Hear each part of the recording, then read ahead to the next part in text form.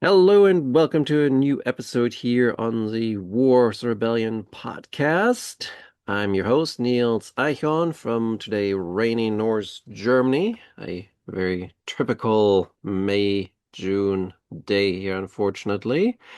And I am joined today by a rather accomplished and out of the ordinary author today for the podcast interview. And for today, I have Thomas Helling with me. He is a doctor, and this time I mean a actual doctor, where, we sometimes have those jokes in the history community that somebody on the plane has a medical emergency and they're looking for a doctor, and we're raising our hands and like, nope, not the PhD. This is the MD type. Um, Thomas got his, or Thomas, he also goes by, I will stick with Tom, got his doctor at the University of Kansas, if I see this correctly. He has served in the um, Army Medical Corps for 9 years and is currently a professor of surgery at the University of Mississippi Medical Center in Jackson, Mississippi. But he is joining me from Kansas, where he is spending half of his time. And you might be like, why is he talking to a doctor?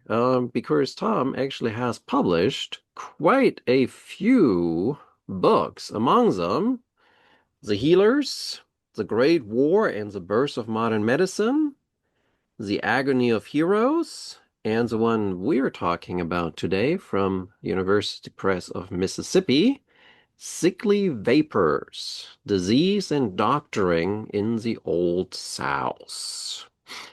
So first of all, Tom, thank you so much for taking a little time here out of your day to talk to me about your book. So, like I always like to start, tell me how this all began.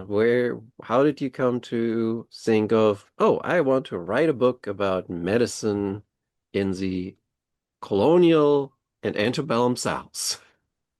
Well, I'm a Midwesterner by birth, living most of my life in Kansas. Spent a little time in Western Pennsylvania before going to Mississippi. So when I went to Mississippi in 2009, it was a new experience Mm, being in the South. Um, I have grown to like the South and deeply appreciate the people there.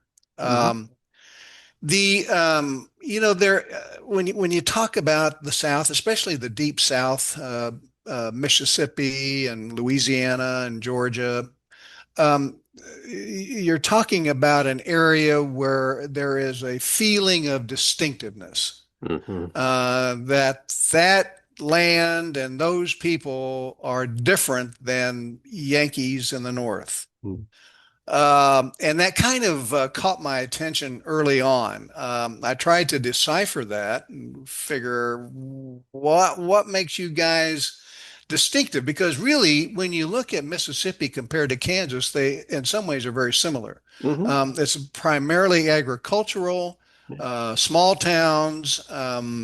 The medical care is dispersed throughout. And they are not typically known for their technology or advancement in mhm, scientific medicine. So there's a yeah. lot of similarities. So I was trying to figure out, so why do you guys think you're distinct while people in Kansas kind of take it as a matter of fact that that's life?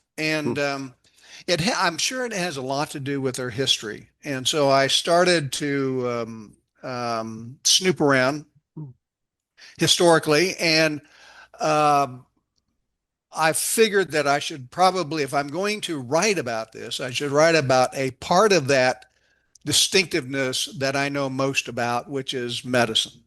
So I took their distinctiveness and applied it to the medical field historically, and tried to then interpret why even in a health related environment they used to think of themselves as distinctive. Now they don't anymore. There's full assimilation mm, into scientific thinking that occurs worldwide. So that's not an issue. But back before the Civil War, that period that we call the colonial period, the antebellum period, the decades immediately preceding the Civil War, they truly did feel that their land and their culture and their health problems Mhm. were distinctive. And so that's where I focused. And it seems like from the books you have done that medicine is sort of the topic you like to write about and or the prisms through which you like to explore the past. Well, you like to write what you know, and Yeah. I feature myself, of course, as an amateur historian. That some people may feel is arguable, but I enjoy it. I've always enjoyed history, even as a young adolescent. I enjoyed history topics, so that was nothing new. I have no formal training in history. I have no Mhm. advanced degree in history. I was not a major in history in college, but I've taken it on now. And I, first of all, not to digress too much, but if you want to do research in medicine, it is terribly dependent on funding. And Mm. the competition for research dollars is very keen. Mm. In the field of surgery, for example, if you want to do research, you better have a PhD Mm. because you're not going to be able to obtain much money simply as a physician. Oh. So where is research cheap? Well, it's in history, medical Hmm. history. Yeah. Yes, it would be nice to have an advanced degree, but I don't believe that's necessary. Again, that's arguable. What I do believe is that the research involved in medical history is cheap and it's Hmm. easy to do if you're willing to Uh-huh. do a little digging, maybe do a little traveling, but Hmm. with the electronic age and with the internet, it's easy to access archives and other resources across the country. There are people more than willing to help and cooperate. So I find it an easy way to do at this Hmm. point in my life to do medical research. Yeah, and it's amazing. You're totally right. It's amazing what has been digitized in the last like 10 years. It's Right. incredible. Absolutely. Um, Yeah. and Absolutely. it also makes me feel better because when I was still teaching in college, I oftentimes used medical professionals as sort of my argumentative line of like, why should you still be interested in history and the Hmm. research of Hmm. patients coming in, researching their medical history was one of the things that I brought up to them and was like, you know, Well, medicine is a continuum of knowledge. mhm,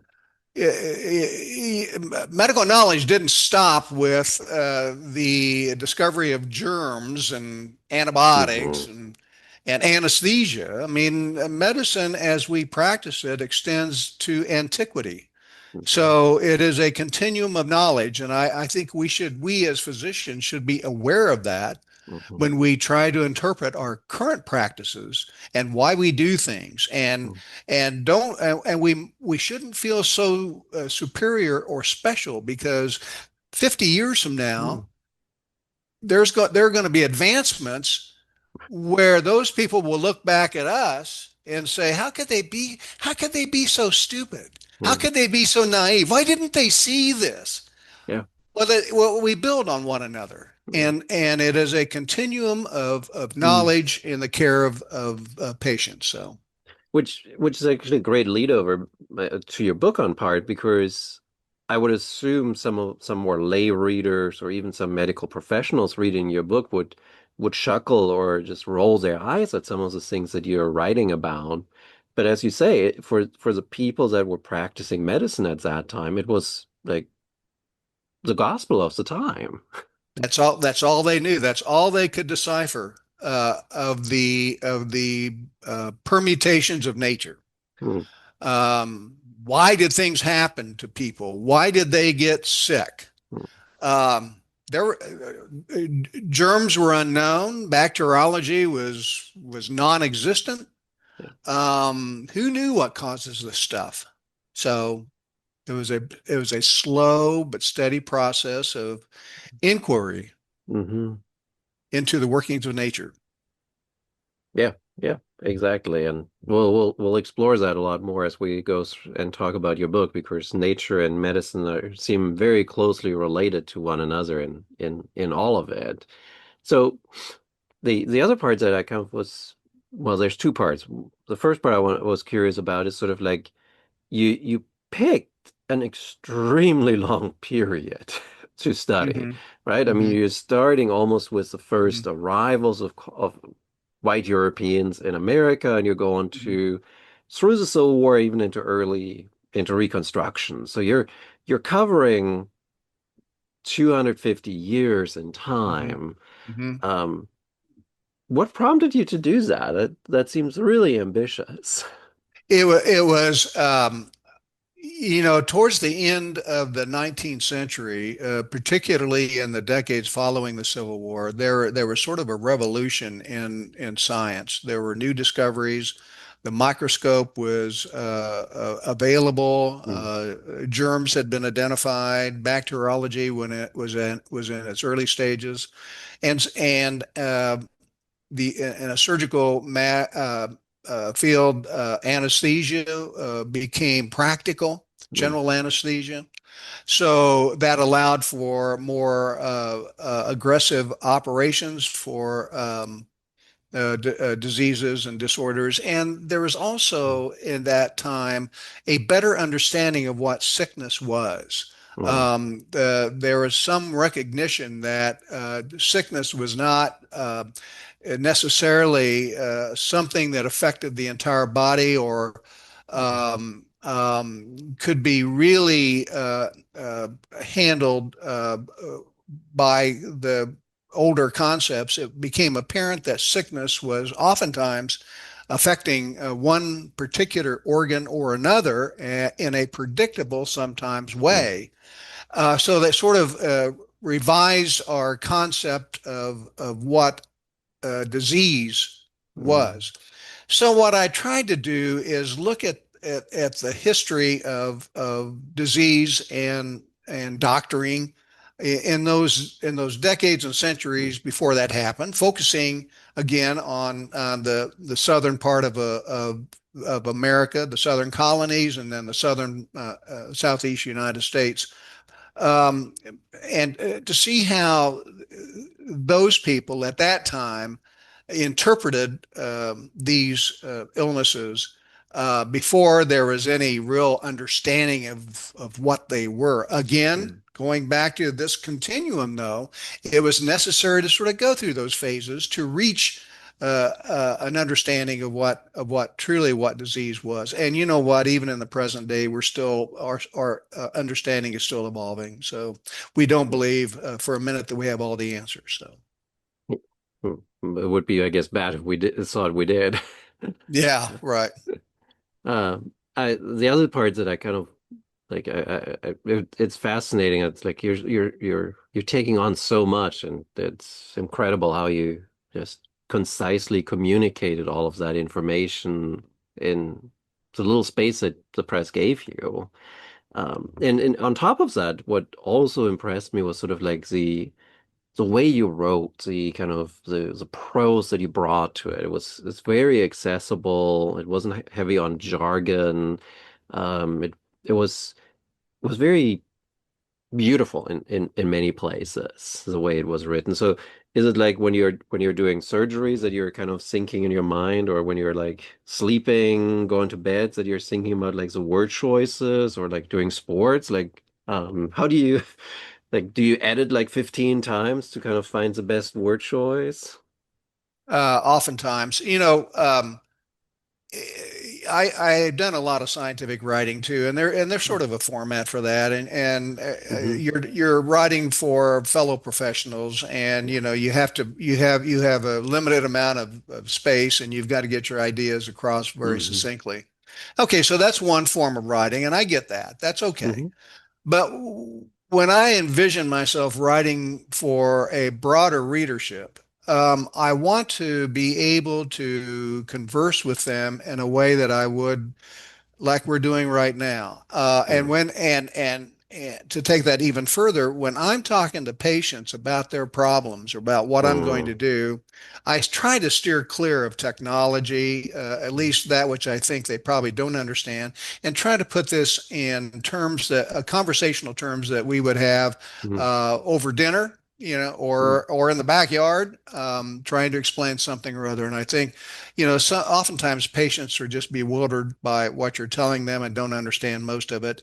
And I didn't want my readership mm. in these books to feel the same way. I mean, they're gonna put it down after a page or two, and that'll Right. be the end of it. And so I tried to make that my approach that kind of a conversational approach about these issues. When I read historical work, um, I enjoy that kind of approach. I Mm, enjoy reading as if the author is telling me a story, mhm, and the better storyteller they are, the more fascinated I am, and mm.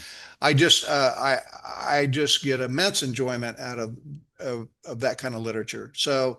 Yeah. I'm hoping that will be my approach doing this. Is it perfect? No. Do I Mm. evolve?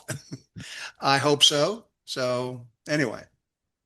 Like, just as a side note, how many of your patients know that you're a writer? Not very many. I, Not you many. know, it's not something that I publicize. Uh, it's still a hobby. Hmm. I haven't given up my day job. I don't think I ever will or should. But it's a hobby, and Hmm. if they find out about it, that's fine. I will talk about it. I'll sign their books if it ever comes to that or whatever. So you But have I, do- patients that come in with a book and are like, "Are you Oh, this guy?" probably once or twice, Yeah. actually, once or twice. Nothing beyond that. So, I, it's not that I try to hide it. Mm. It's not what I want to talk about with Sure, them. I sure. want to talk about their problems and Right. what we're going to do to take care of them. Well, So. yeah, it's more like, oh, I have this doctor. I've seen that book on the shelf somewhere, Well, Like, then I'll launch into a brief yeah, discussion of my hobby. yeah. So. Maybe after this, there will be more people all of a sudden like real talking about it with you. Well, We'll see. you can only hope, right? Um, so, ooh, so where do we start? Because there's so much in there. So I guess the big topics that you have in your book is with regard to sort of the medical treatment, the medical education, and sort of where people thought some of the problems were coming from. And it felt, or it, one of the things that you're pointing out was that a lot of people that got sick blamed the environment, both climate and soil, for a lot of their ailments. Um, so why do you feel that was? Well, back in the back in colonial times in the 1700s, and even before maybe, there were certainly health issues throughout the continental United States or the continental America, Mm, however limited it was to the East Coast. There were certainly health problems mm, far and wide. mm, As settlers migrated south into the Carolinas from Virginia and into areas now called Georgia and eventually along the Gulf Coast, they began to, first of all, encounter a different climate. mhm, There was a climate that was generally warmer. The winters were shorter. The air was more humid. mhm, There were expanses of marshland, what they call in the Carolinas low country. mhm, Um, and they found that along with that climate change, they began to experience illnesses mhm, that seemed to be more severe than they had been even in Virginia or mhm, Maryland or Pennsylvania or the New England area. Um, and they actually it was so dangerous that they were for a while warning settlers to migrate with caution because there were definite risks to health by moving into these places. Now, the seduction was, of course, that the agricultural opportunities were just outstanding. The soil was so fertile and the growing season long, and they began to recognize that growing certain crops started in Virginia as tobacco, and once into the Carolinas, rice, indigo, and cotton. And these were what was more important about these crops was the export value, the worldwide demand, first of all, for tobacco, and then for indigo and cotton, rice.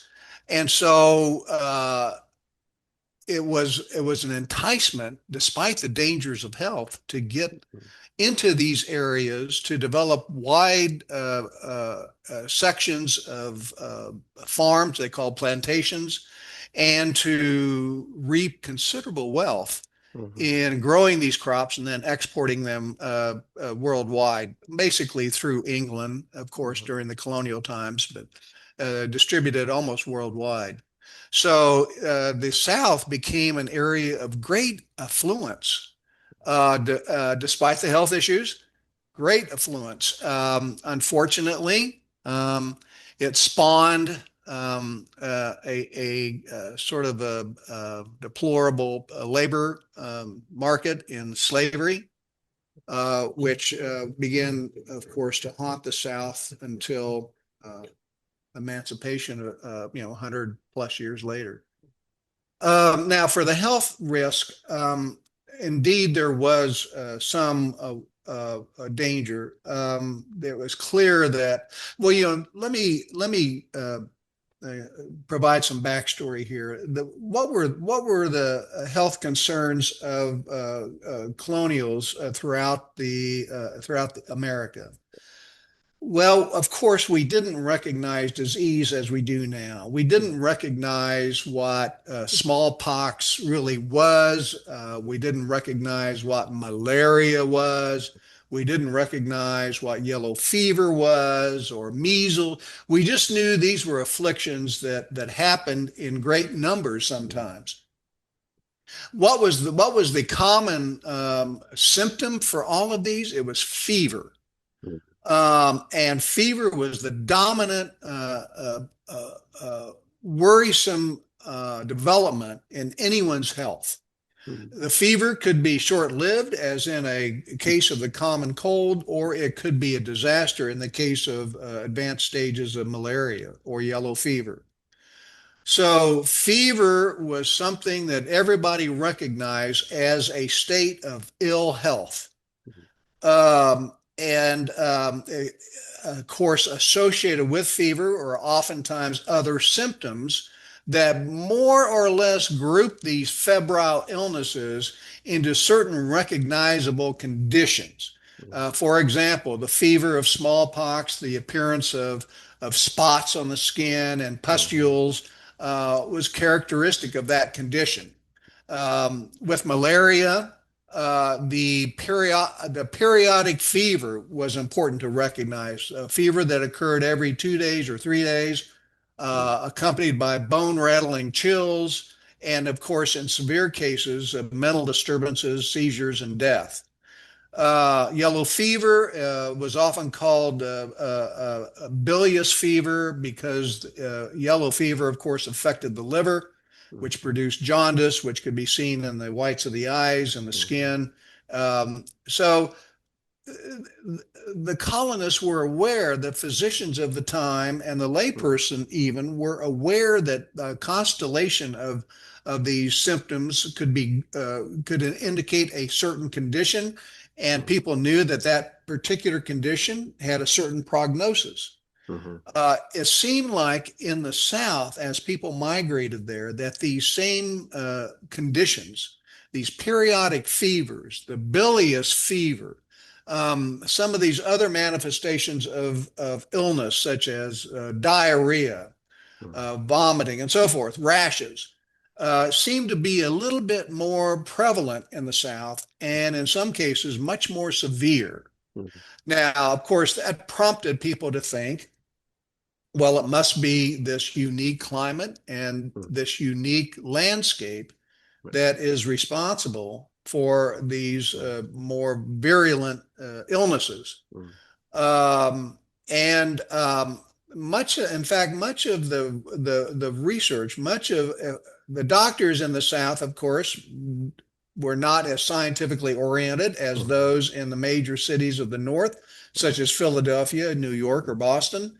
Um, what they did try to investigate was this exact premise that let's try to define what in the environment is worse here for health than Mhm. in the Pennsylvania or New Mhm. York or Massachusetts. So a lot of their work when they did do research was in that realm. So and actually, as the Southern culture evolved, their focus on export crops such as cotton, tobacco, rice, the demand for slave labor and Mhm. getting this done. And of course, this was an era before mechanization. There was no other way Mhm. to export cotton besides people going out into the fields and manually picking it, and Mhm. that's extremely hard work. Um, so they knew that in order to keep this export business up, in order to keep up this affluence, this wealth, Mhm. they had to have slave labor Mhm. and a lot of it. They tried. I can tell you, this all started in Virginia back in the late 1600s, early 1700s with a tobacco crop, Mhm. and the people that settled Virginia brought with them not slaves, but what they called indentured servants. These were white folks who would, for a period of time, function. Their way was paid over Mhm. to the colonies. Their room and board was basically paid, and they would work for a period of time for their master before they were released to go out and buy their own land. It was a definite period of time, and they were called indentured servants. And so this worked pretty well in Virginia for a while until indenturement expired, and the planters noticed that their help was leaving, and they eventually migrated to the Carolinas. But they were stuck with this huge, Mhm. expansive land trying to produce tobacco to export, and their help was gone. Mhm. And that's why they started relying on slave labor because the slaves were stuck. They were captured. They were basically bonded. There's no way out, Mhm. and indenturement was not an issue. And that sort of migrated down the southern coast and into the deep south as the cheapest and most efficient form of labor. They tried, some of these planters tried the Native American tribes, but the natives were too clever. They Mhm. said, yeah, after a bit of that, they said, we know this land better than the colonists do, Mhm. so we're just gonna be gone, and they're never going to find us. So the colonists quickly realized the Native Americans were not the best labor force. It was these captured um, uh, uh, Africans who were totally removed from their homeland. They had no way to get back. They were Mhm. basically stuck. So, so that kind of attitude that spilled into a thought that we are distinctive in the South. We are different. Uh, our economy is different. Our way of life is different. Um, our labor force is different. Mhm. But you guys in the North don't understand that. I mean, if you want all of the raw material that we produce here to develop in the North and ship as exports, textile industry, basically, Hmm. then you're going to have to rely on us and how our economy works. Because, it's basically we're feeding the nation or the colonies. And if you don't like what we do, then you're going to suffer economically from it. So just put up with it. We are distinctive. And in the health field, the same thing happened. They thought, well, the physicians, assimilating to Southern culture because a lot of the physicians came from the North, felt the same way. Okay, so yeah, our health issues are distinctive too. They were in part right. They were. But our health issues are distinctive. So we're part of this Southern distinctiveness. And it became a regional culture. Yeah. Uh, there were a lot of things in there that I could want to pick up on some level, but it's very clear that the climate has a major impact here. And a lot of people thought soil as well. So, like as a physician yourself, do you agree that soil can have an impact on a person's health? Well, the thinking back in those days, before anybody knew anything about bacteria or Hmm. parasite, anything, they wondered what kind of vapors, and of Hmm. course that sort of ties into the name of the book, sickly vapors. What kind of vapors Right. were arising from these lowland Hmm. marshes and stagnant water, and the effects of the sun, that are more pronounced than in New England. Hmm. Um, the longer summers and the humidity, they felt that these were creating toxic vapors Hmm. that were causing these fevers and these conditions. Um, were they right? Well, you might kind of smirk at that in 21st century America. That, well, how would they think that? But in part, they were right. Um, and here's the interesting thing, and I don't really go into this much in the book. The In part, this was due to the import of slaves. The Africans brought with them three distinct uh, illnesses. They brought yellow fever, to which they had become immune. The yellow fever and the virus that causes it was native to sub-Saharan Africa, Hmm. and many of the African slaves were immune to it, but they brought the virus with them, and before long, it became a major health issue throughout the colonies, but particularly in the South because of a greater number of carriers. They also brought a particular form of malaria with them called falciparum malaria. There are many kinds of protozoa that cause malaria, but the falciparum variety is the most severe. And so Africans brought that with them, and developed a degree of immunity as well from that.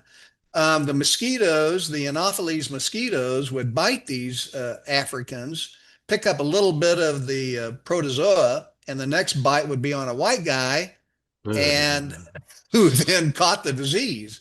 And falciparum malaria is the most common cause of death in malaria, a type of malaria. So, indeed, the forms of periodic fever in the South became, in fact, much more virulent than in the North because of this particular strain of malaria. And they brought a hookworm with them.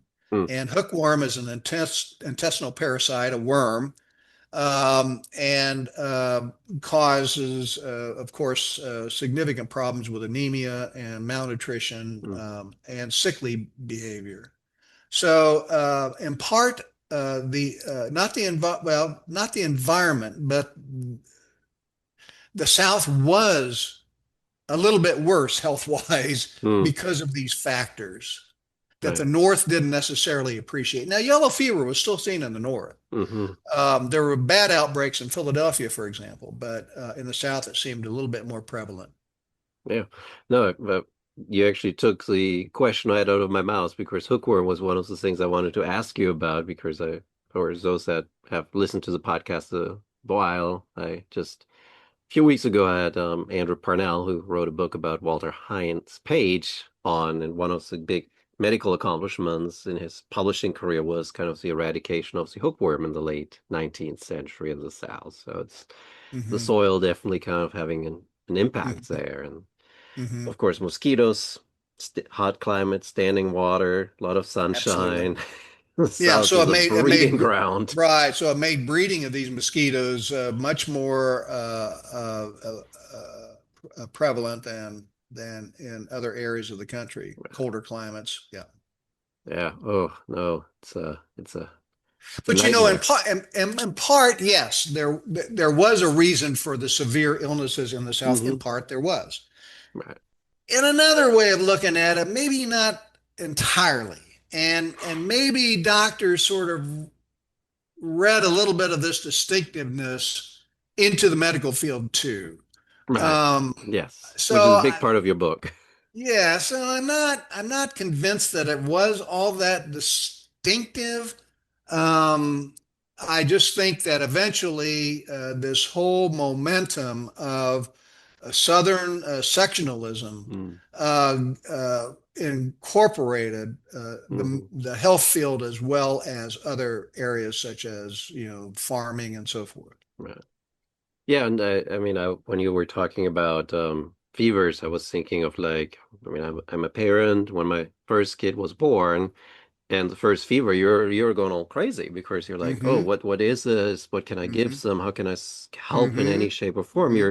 You're super concerned about it. So I can see in a Hmm. even less medically developed time, people going crazy about like, what's this fever doing? What could it do? What could happen to the person, the loved one that is suffering from it? I mean, There were two major theories about what they called diseases or conditions.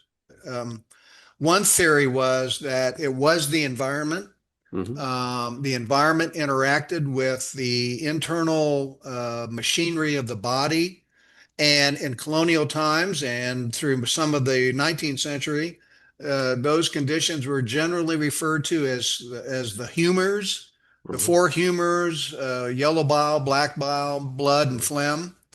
That dated from antiquity, from ancient times, hmm and so there was an environmental effect on those internal humors that was unique, pretty much unique from patient to patient.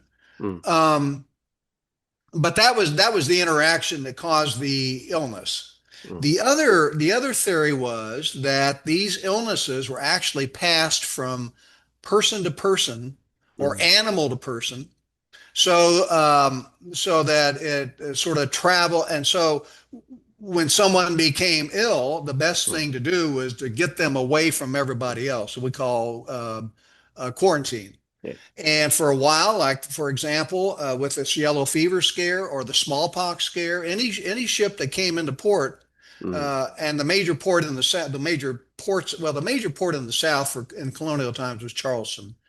And any ship that came into port, the crew were quarantined for a period of time, maybe even a hmm few weeks before they were allowed on Right. shore.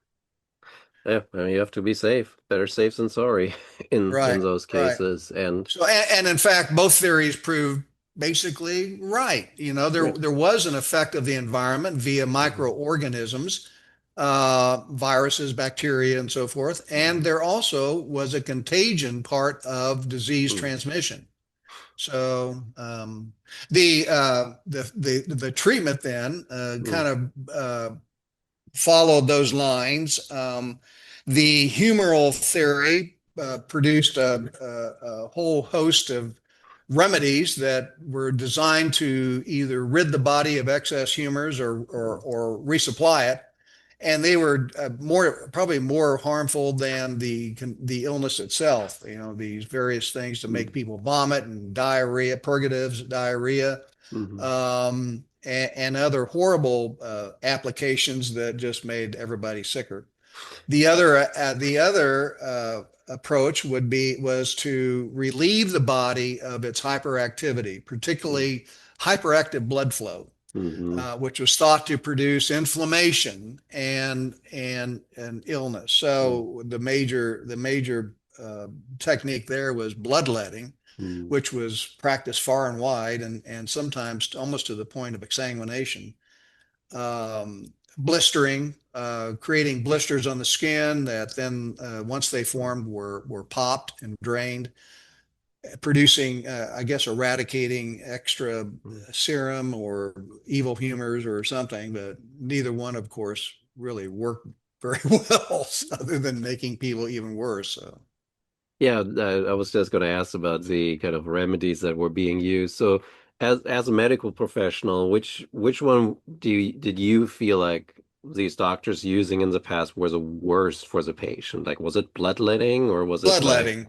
bloodletting it was something. I mean, there were, one of the most famous American physicians of that time, a man by the name of Benjamin Rush, who was actually a Hmm. signer of the Declaration of Independence, was a big proponent of bloodletting. He Hmm. would bleed people, probably, we all carry around about 5 quarts of blood or so, and he would bleed people half that volume sometimes, which would, of course, horribly deplete a person, and even to the point that they could go into shock and conceivably die. Right. So, but he was a big proponent of bloodletting. He Hmm. felt that was a remedy for many of these illnesses. The I'll tell you, the remedy that made a difference, though, believe it or not, there was a particular tree in Peru Hmm. that the Native Americans identified and would take the bark out of it, of the tree, powderize it, and give it as a medication for fever. And in some cases, they saw that it worked. Hmm. Well, the Spanish colonists got wind of this, got some of this stuff, and shipped it back to Europe. And in fact, for some of these fevers, it seemed to take the fever away. Some of these periodic fevers. And this was a powder that the natives called quina. And what that turned out to be in modern terminology is quinine. And of course, quinine is very effective against malaria, against the protozoa that cause malaria. And in fact, that was a curative a remedy Hmm. for fevers, the periodic fevers of malaria. Now, it didn't work if you had influenza or smallpox or anything else, but for malaria, which was prevalent in all of the Americas, um, it could be very effective. Hmm. Um, Before we go to the Native American side, since you brought up Benjamin Rush, I want your opinion, your professional opinion on his Sanderclappers. Like Oh, the any what? Sunderclappers. He had a pill that was 50% mercury, contained a few other things beyond that, that was sort of Lewis and Clark got it on there, true or to the American Well, West with them.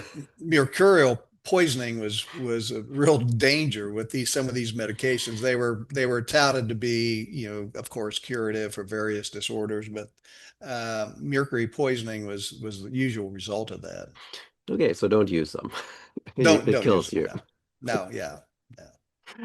Yeah, that's sort of what I thought was happening there. On the other hand, you do talk a little about surgery as well, some of these early surgeries that some doctors attempted, but you indicate that a lot of doctors don't want to do surgery because they feel it is extremely dangerous. And how do you feel about like them doing surgery on the kitchen table in the house of the patient? Would you like? Well, I wouldn't advise that. But back in the day, let me tell you something about American surgery. The people that came over in colonial days that populated New England, and eventually Virginia and further south, were the doctors. were oftentimes locally trained, and we can talk Mm, about that in a bit. Very few of them had any formal education mhm, in Europe. Many of them came over as surgeon mates, which means they were assistant mm, surgeons on board ship or right, actually ship surgeons. And mm, once they got here, they set up a medical practice of sorts. Now, um, for a while, they competed with religious ministers mhm, who seemed to be about as smart as they were, if not smarter. mhm, And but it became a practice in America, as opposed to Europe, of a comparable period, that physicians, when they became, even after they became formally educated, physicians would not just practice medicine or surgery, they would do both. In mm, Europe, already by the 1800s, there was a dichotomy, medicine and surgery. So people mm, practice mostly medicine, the academic types at universities, and then the surgeons, a mm, little less formally educated, but still very useful. mm, In America, that was not the case.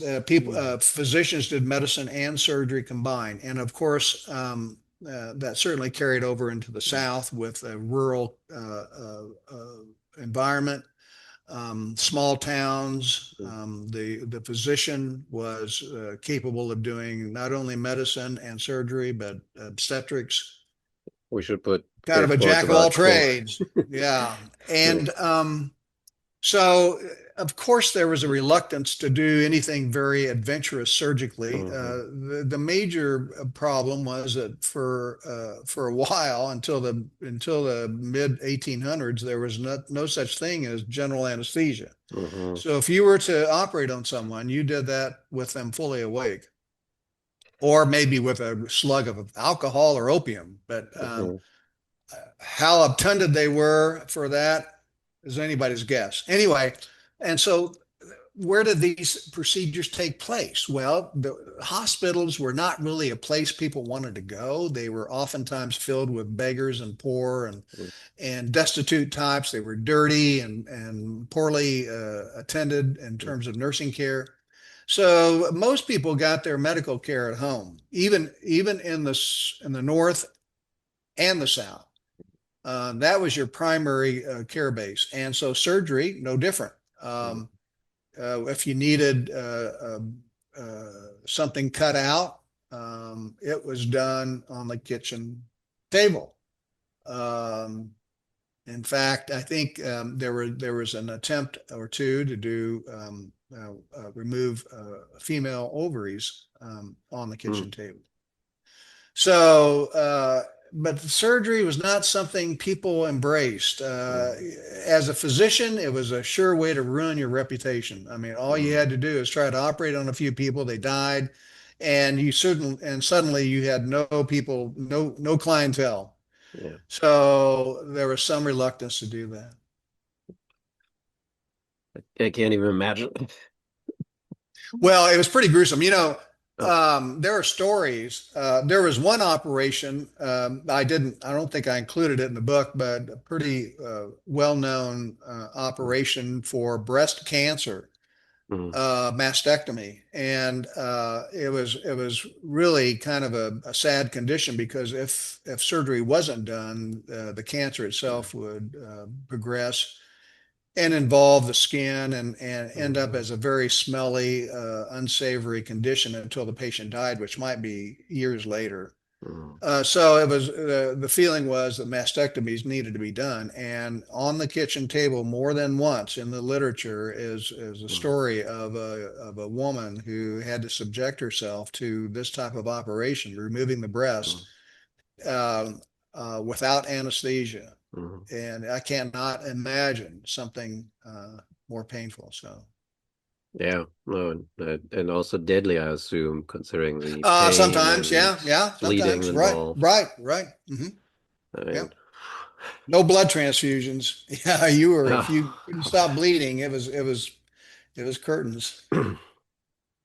yikes. Oh my God. Ooh. Uh, so. Yeah, let's turn to, I mean, we kind of talked already about sort of the lack of medical care in the frontier environments, but and you already hinted at, and I think we should cover that, the education that doctors received and like at which point do we kind of see an like slight improvement of like the or professionalization, I guess would be the better term of the medical profession in the South. Well, for a while, any doctor going to practice in the South, and there were obviously many that did Mm, receive their medical training in the North, and mm, the only centers of medical education of any repute were in Boston and New York and Philadelphia. And mm, the Southern people, if they were going to get a formal education, tended to migrate to Philadelphia as their mm, preference. Some to New York, but many to Philadelphia. mm, And of course, that's where Benjamin Rush was a major educator. mm, And once they were educated, they then might move back to the South. Now, as the years went by into the 1800s, this Southern distinctiveness became more of a topic, mm, and the peculiarity of mm, Southern climate mm, and diseases became more of a topic. mm, So that and so there was I think this was part of a general feeling of Southern exclusivity, mm, that the South was different than the North mm, in all aspects, and the doctors began to think, well, then in medical training, it's going to have to be different right, because we have diseases here that you don't see in the mm, North. We have slave labor here and their mm, particular diseases. You don't see that much in the North. right, So why shouldn't our students be educated in the South instead of going to the North? And just before mm, the Civil War, of course, going to the North meant being subjected to the mm, harassment of Yankees uh, uh, proselytizing against slavery. mm, And of course, they didn't want that kind of propaganda right, influencing these students as they came back home. So there was an effort then to start medical education in the South itself. The first attempt to do that actually was at Thomas Jefferson's University of Virginia in Charlottesville. He developed a medical course there. Now, medical education in those days, you might consider was different than today. Medical education meant maybe 5 or 6 weeks of classroom study, some personal reading, and if you then you found a physician that you could apprentice with until he thought you were capable of independent practice.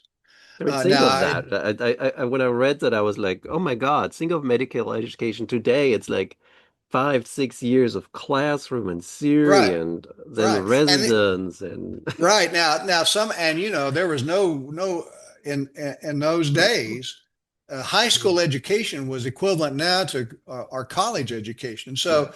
uh, very few of these people even went to college. They were Mm, right out of high school. They tried to buy their way into a medical school, get their several weeks of indoctrination, mhm, and then try to find an apprentice, mm, person to apprentice with.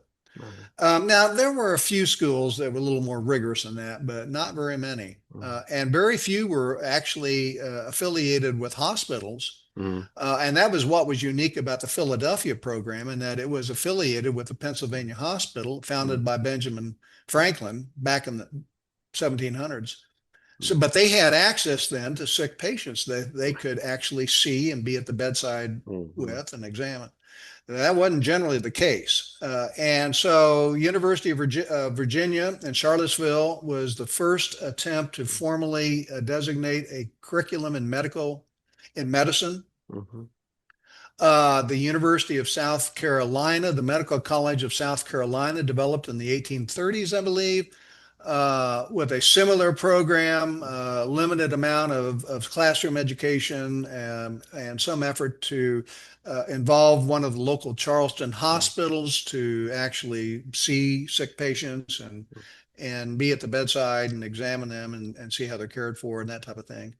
Um, there was an attempt in Augusta, Georgia, the medical later to be called the Medical College of Georgia, which is still there, to do the same thing. So there were pockets of medical education. When you look at the larger, there weren't many large cities in the South up to Mhm. the Civil War. Of course, Richmond, Virginia, which ended up being the capital of the Confederacy, but Mhm. Charleston, South Carolina, major seaport, Savannah, sort of, and then you go around the Coast and you get to New Orleans, Mhm. major import-export city. And inland, that's about it. There was no Atlanta, Georgia. Mhm. Very small town by the time of the Civil War. There was a very small Nashville, Tennessee, Mhm. and that was it for large cities. And of course, you can imagine that for medical education and taking in students and getting faculty to actually live there and teach them and have any clinical Mhm. material at all, you've got to have at least a sizable population, even for the time, a sizable population. So there weren't many opportunities. So you had Charlottesville, which was kind of an anomaly because it was a very small Mhm. town, but you had Thomas Jefferson's influence. Richmond eventually had a medical school. Charleston had a medical school. Augusta had a medical school eventually. These are all before the Civil War. Mhm. And then New Orleans actually had two medical schools before the Civil War, both of which used this famous hospital called Charity Hospital, which even back in the day was something to behold, I guess. Uh, Mhm. Absolutely packed with sick patients, and Mhm. it was sort of one of the prized teaching hospitals Mhm. in the antebellum era. Mhm. So that's what you had, and it and of course it encouraged the Southern students to stay in the South. Mhm. And I think probably by 1860 there was a mass exodus of Southern medical students from the North back to the South, Mhm. yeah, and educated there. Yeah, and I found it like I lived in Georgia for a few years, and I've been to Charleston a few times, and it's always fascinating when you're like you go to Charleston and you're on the peninsula, and there's the South Carolina Medical, right? Hmm. The Medical University of South Carolina. And it's not in Hmm. Columbia, it's in Charleston of all Right, places. right, right, You want to go to UGA, it's a big school in the state for medicine. In Georgia? No, you're not going to Atlanta. You're not going to right, Athens. You have to go to Augusta. right, And it's sort of right, interesting to see those antebellum legacies right, continue. right. But at the same time, it was fascinating that this was the work of doctors and medical professionals in these towns establishing and seeing the need for a medical education. Yeah, these were private practitioners Yeah. that decided that they were visionary people. They said particularly in New Orleans, Mm, Erasmus Fenner and Thomas Hunt mm, and Warren Stone were just general practitioners who decided to go to New Orleans because of all the diseases they heard about in mm, New Orleans. And they got there and they saw, oh my God, there's no ability to care for all of these sick mm, people here. There's no medical education to even educate future doctors. The Charity Hospital was mm, just at its beginning as a public hospital or refuge for the sick and the homeless and the poor.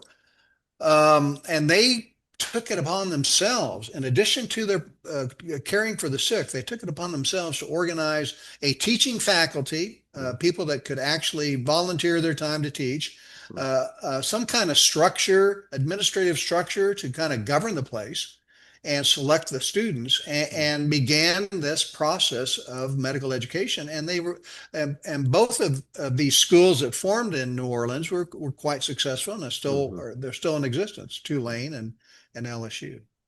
Yeah. And New Orleans sort of reminded me of like one of the first podcast episodes I did was with Karen Bell and Creole New Orleans, and one of the things she talks about in her book was how many of these Creole doctors from New Orleans having French ties actually went to Paris for education. So it seemed like there's a stark difference between the more cosmopolitan New Orleans, where doctors are more willing to go to metropole France and be like, okay, let's see what's the newest trends in medicine is, versus Mhm. Charleston or Augusta, where it's like, no, we're distinct. We're not, we Right. don't need that. Yeah, there wasn't much traveling to Europe. No. Mm-mm. The French in New Orleans, of course, were sort of resented Hmm. these guys, these non-French Mm, physicians who came in like Warren Stone and Erasmus Fenner. That wasn't sitting very well with their mm, more cosmopolitan approach, with their ties to academic Paris. yeah. Um, so they never did fully buy into Hmm. these medical schools. Yeah. Uh, Associated with it, so that was the other part that I found fascinating, was that you see the creation of medical societies, Mhm. and actually they're publishing about Well, their. that's right. Fenner felt this physician in New Orleans. He Erasmus Fenner is an interesting guy. He practiced for a while in Mississippi, which was Hmm. back in those days, just at the very beginning of the cotton agriculture, Hmm. but a lot of wasteland. Yeah, and Mm, he practiced there for a while, then went to New Orleans. And first thing he did, he realized how bad medical care was there. The mm, first thing he did, he said, "I've got to get doctors together mm, and form a society where we can meet and discuss medical problems, and mm, even a journal that will publish mhm, our practice and our mm, findings and our treatments in, just like they do in the North." mm, And there were other attempts like that in some of the other cities, whether it be Augusta or Charleston, or mm, that to try to bring practitioners together and share knowledge, so that you mm, don't have to go to New York, or you don't have to go to Philadelphia anymore. You could read our own literature, and mm, you could see our own experiences in our distinctive Southern culture and our distinctive Southern medicine. mm. So this had great appeal, and actually, it was a good thing. It was a good thing. Any Mm. ability to organize and disseminate knowledge is always a good thing. So, two-part question. How many of those medical journals did you read for the book? And how many times did the hairs on the back of your neck stand up when you read through articles and some? Well, here I know we're going to go down a path here in about a minute. I read a number of them, and of course, the medical literature at the time was more of case reports. Hmm. An individual patient. This is what happened. A patient came to me with a tumor on the neck, and Hmm. and I took it off, and rarely did people even at the microscope was just in its infancy then, Hmm. so people weren't even looking through the microscope to see what the disease actually was. Um, there, in terms of the medical literature in the South, there is a particular physician by the name of Samuel Cartwright. Samuel Cartwright was born in Mississippi, I believe. Practiced for a while. He trained in Philadelphia, practiced in Mississippi, and then came to Louisiana. And Mm, Samuel Cartwright was a rabid racist. mm, His intent, and now he actually was a very smart guy, and some of what he wrote about was well received by mm, by physicians throughout the United States. He mm, was post-colonial days, and he was well respected in many areas, but he launched into these diatribes mm, on the justification of the African and African American in slavery. mm, And he wrote these outlandish reports of the difference in skull size and the difference in physiognomy, mm, the difference in gait, and the difference in lung size, and all in an attempt to create black inferiority Mm, and justification for slavery. And those reports I read were completely out of bounds. Um, so that was probably the most interesting and mm, disturbing mm, of these antebellum reports that I read. Samuel Cartwright eventually was an official in the Confederate government in health matters, mm, but died in 1963 before the war ended. Despite all of these, and some of these reports, you might imagine for abolitionists were crazy stuff. mm, Nevertheless, a lot of what he also wrote was they felt credible and mm, legitimate and informative mm, and valuable. right. Yeah, that's oh, yeah. You have to Is what it is. Yeah, yeah, you have yeah. to kind of select of like I can't read the pseudoscience racism, but there's one or two Pseudoscience. good Yeah, pieces that I can use in there that might still be beneficial.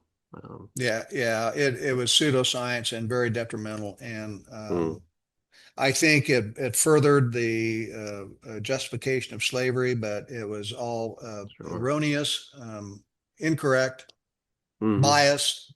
Right. Yeah. It shows you what can be done with false Mm. information.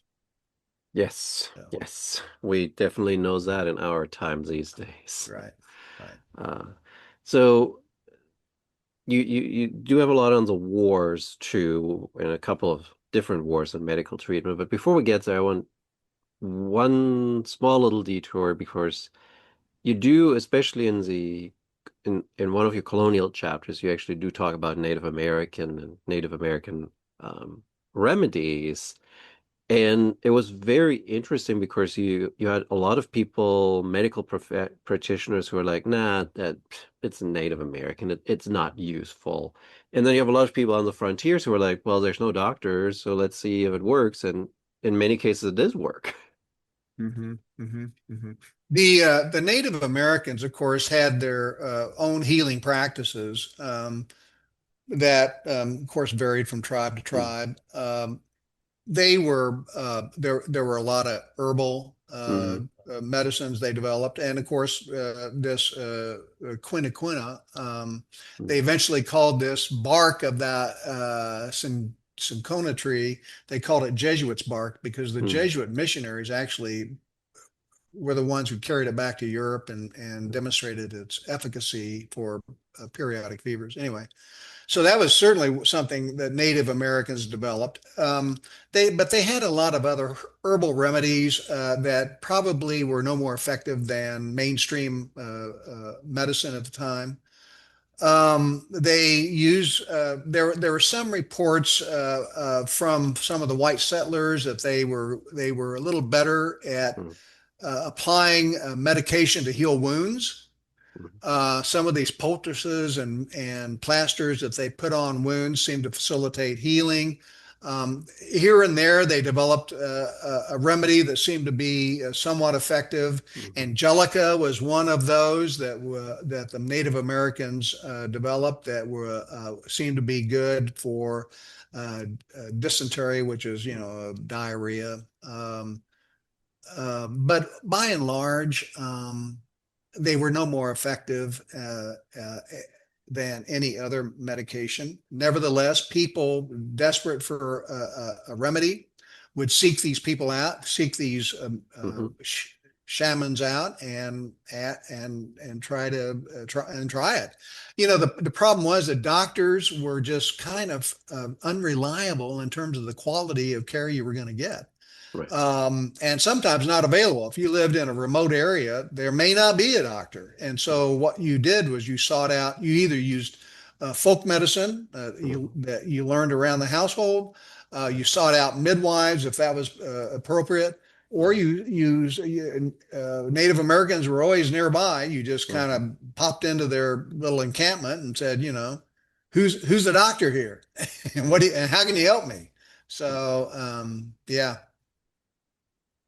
Yeah, and I mean, I'm living in Germany, and a lot of Germans love homeopathic medicine. So it's something that's somewhat still with us, right? Of like, well, I Right. don't Well, I trust. mean, I think there's a lot to be said about domestic household medicine, Mm, or at least health measures right. that have value. And Hmm. whether how we obtain those and how they developed is many times not scientific. It just Right. seems to be a way to placate the ill person until nature can heal. Placebos work. That's right. Well, the smart doctor back in the day, back in the colonial times and times before the Civil War, the Mm, smart doctor probably the best approach was to take pain away, hmm. and he always had opium to do that, Yeah. um, or alcohol. Hmm. And the other smart thing a doctor might want to do is just give nature a chance. Now, it's remarkable how healing or comforting the the presence of a medical professional is. Hmm. Sitting at the bedside, holding a pulse, uh, kind of nodding like somehow he knows what's going on. Maybe giving a little opium if you're in Mm, pain. But basically letting nature heal, mm, and basically that's really all that happened anyway, quite mm, frankly. And oftentimes nature did heal. right. Sometimes not, but oftentimes they did. But Yeah. but the best approach when you look at what really happened day to day and what Mm, most doctors did, they weren't the off the wall types like Cartwright. They were mostly just saying, I think you're going to be fine. mm, I'll come back in a few days. Let's let nature mm, heal things. Make sure the patient's warm. Make sure they get enough rest, make sure there's good ventilation, a lot of fresh mm. air, those types of things that we still practice today around the household. Yeah. Yeah. That and it still works on some level. Of Right. course, we do need That's people like that. you who do surgery every now and then. Well, we do, yeah, and there's a place for that too. But yeah, that's part of the continuum of medical science. Right. So Like, there's no point of coming to the hospital and blocking the ER with the cold. that's true. That's That's true. that's like how it sometimes like these days goes. Yeah, Uh, and you're going to spend a lot of time sitting I don't think you do, but there. your colleagues do. Yeah, maybe. Yeah. So now you, goodness, you have the Revolutionary War, you have the War of 1812, and you have the American Civil War as conflicts in your books that are part of your coverage chronologically. So let me start with this. If I were a soldier, which war did I definitely not want to get wounded in? Uh, I would say all of them. Oh, that I don't sucks. think there is any. I don't think there is any improvement. Well, let me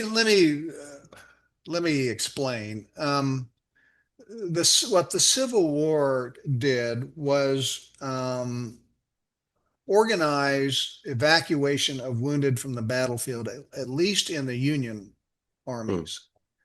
Uh, Now, did that mean your chances of survival were better? Not necessarily, but at Hmm. least you might get to a surgeon before you die of system-wide gangrene. Hmm.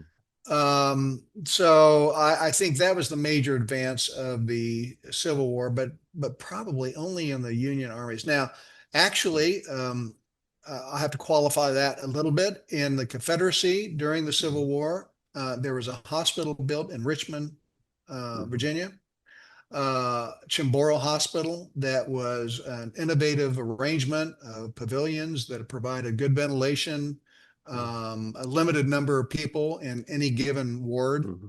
and perhaps and following basically the tenets of Florence Nightingale, who Hmm. wrote some of her principles immediately Hmm. preceding that war.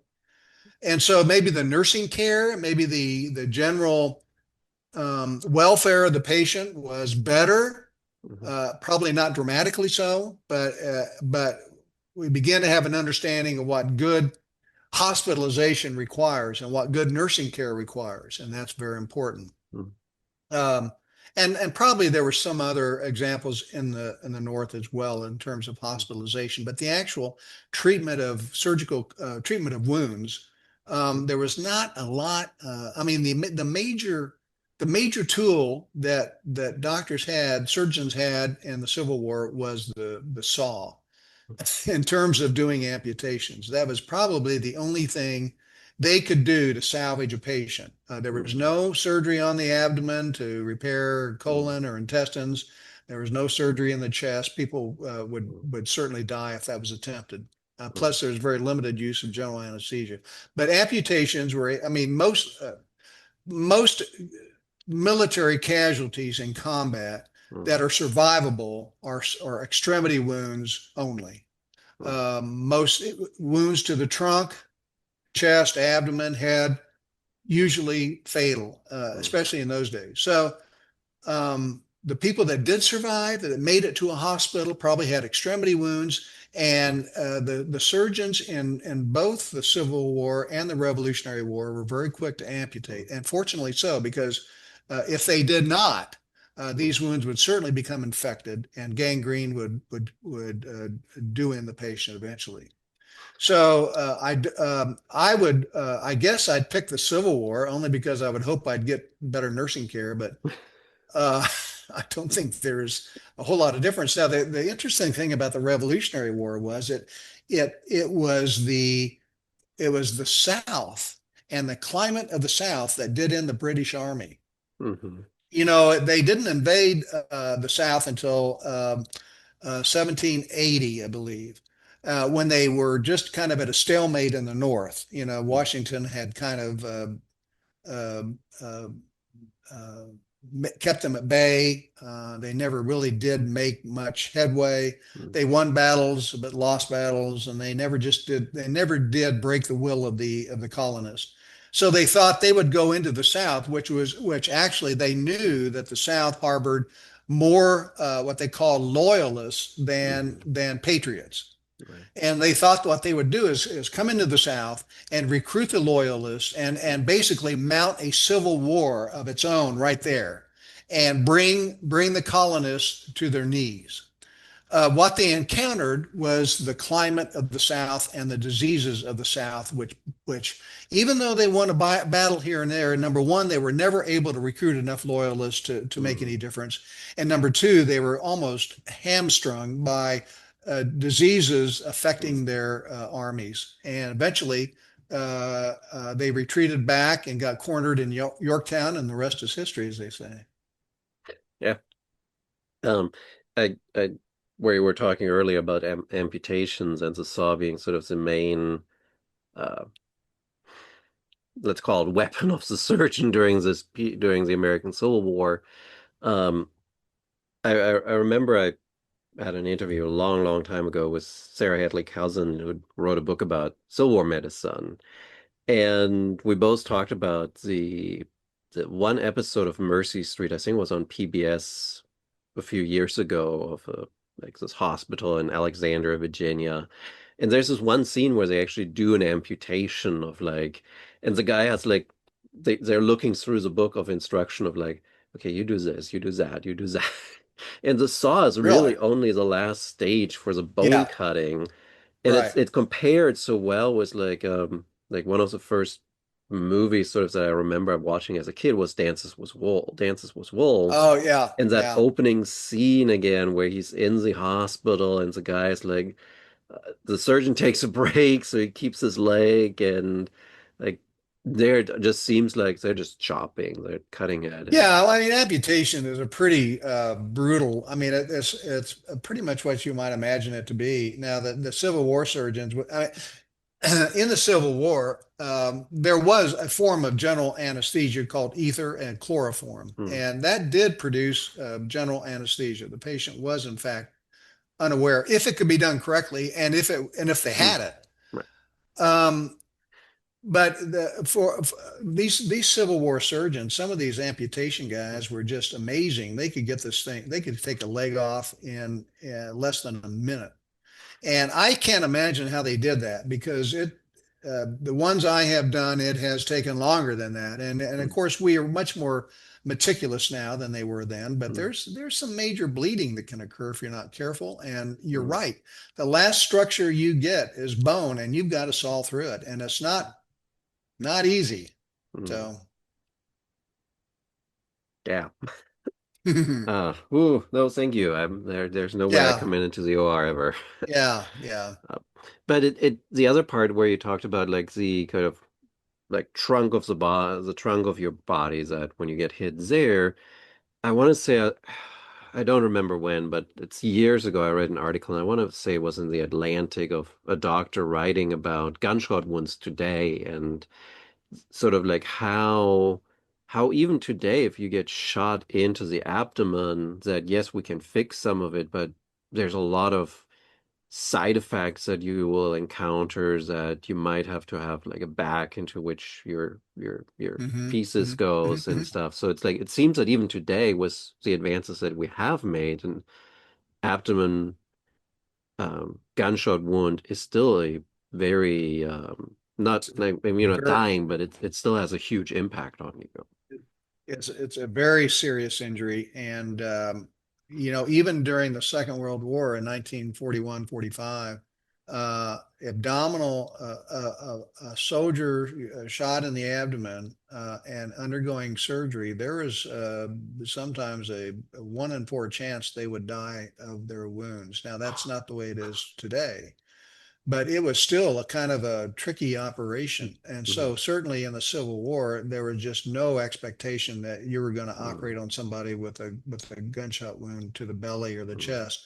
Now, many of these wounds, I mean, some of these guys survived because the wounds just didn't enter the abdominal cavity or mhm, injure the intestines. mhm, They were just basically muscle wounds that the soldier would recover from, but there was no thought of even trying an operation to repair. These people were just kind of put aside and allowed to quietly die. mhm. Oof. So, and the same applied in the Revolutionary War. I mean, you weren't, but here's the thing about both of those conflicts. There were far more people that died of camp diseases and I was so just forth going to ask that. than died of Yeah. combat injuries. Enormous number of people died. In the South, the problem was that once the call went out for recruits, there were a lot of willing Southern boys, Mm, but a lot of these people, and these weren't, just like in some of the more recent military conflicts, mm, the rich and influential managed to dodge mhm. service. Or if they did, they went in as a senior officer and really didn't mingle much with the troops. Well, at least in camp life. Most of the soldiers came from small towns, small farms, Mm, or some of the larger cities. The ones that came from farms in the rural areas had never been exposed to things like measles and smallpox and some of the intestinal disorders and maybe not even the periodic fevers. mm, And they got into camp and mm, you packed them into tents. There was very little regard for sanitation and where you had your eliminations and where you cooked your food. And pretty soon, these boys with no immunity would get drastically sick, and mhm, many of them died before they even fired a shot. mm, And there was one comment made that in military service in the Civil War, 1 day was spent in combat and 20 days were spent in camp.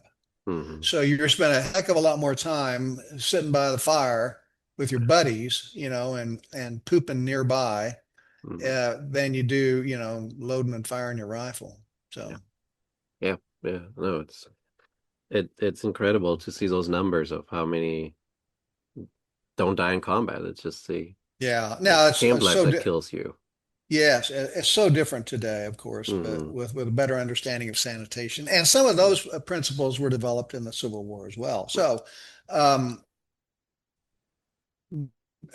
so the actual treatment of combat wounds made very little progress, but maybe evacuation from the battlefield by Hmm. ambulance or proper methods of sanitation did make an impact going forward after that.